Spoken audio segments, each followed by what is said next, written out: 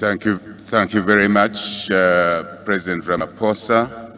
Due recognition to you, other BRICS leaders, excellencies, heads of state and government, and all the dignitaries that are here from all our countries that are present or represented, and other organizations, UN, fully recognized. Thank you. First, let me congratulate President Ramaphosa for hosting this BRICS summit and inviting many of us to the summit. Thank you, President Ramaphosa. I also wish to effectively and firmly endorse the importance of this summit in providing us with an enhanced opportunity to work with the BRICS countries to be able to support our developmental agendas in our individual countries, regions, continent of Africa, and elsewhere.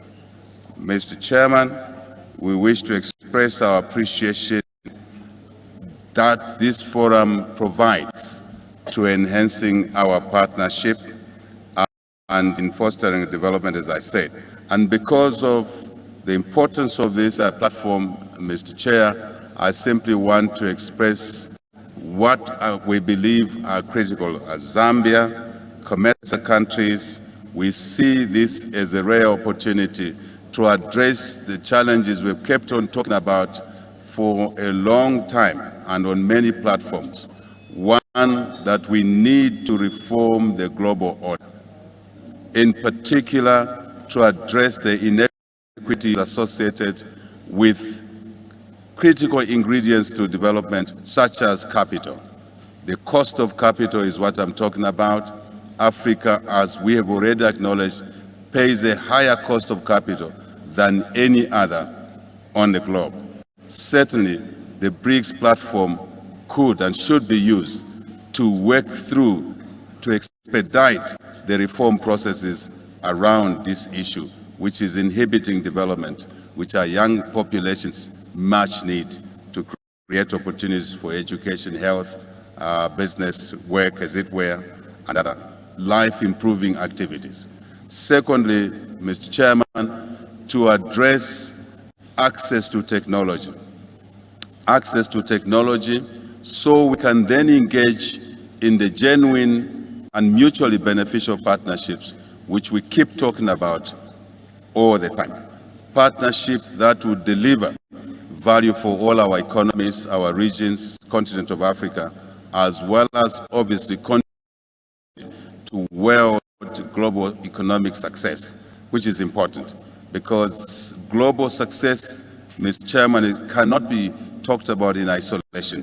You can't call a global success to be there or delivered when a lot of countries are left behind, yet they're richly endowed with resources. So when we look at these opportunities, we look at the total resource envelopes that we all bring to the table: capital at a fair price, technology, of course, at a fair price, but also the resource endowments such as critical minerals that are important to the industry of the future, EV industry, for example.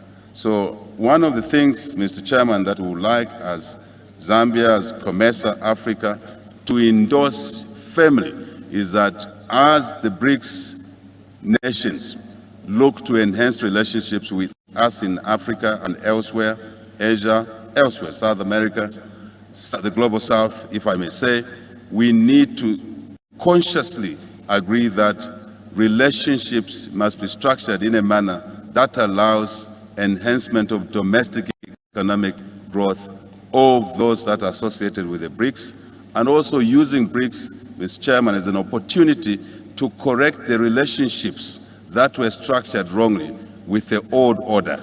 That old order, which we are now talking about reforming, we now have an opportunity under the BRICS platform to enter in those relationships in a reformed manner. That, for example, ensures that when we exploit resources, we must invest in value addition in the host countries where those resources are located. It benefits the investors, collective basket of investors. It creates opportunities for our young African population and invariably, Mr. Chairman, delivers an opportunity to stabilize Africa, political, civil stability, which is important. I want to conclude, in the interest of time, Mr. Chairman, to reiterate the fact that we now have an opportunity, once again, the globe has an opportunity once again with the BRICS platform to work together to realize the enormous opportunities within BRICS, Africa, Asia, South America, Global South, let's call it that, that would deliver mutual benefits for all our individual countries and, of course, the continent. No question about it. Mr. Chairman, all of this should happen in the environment of peace, security, and stability, once more, in our individual countries, regions, Africa, continents, elsewhere, and the global community. Thank you very much.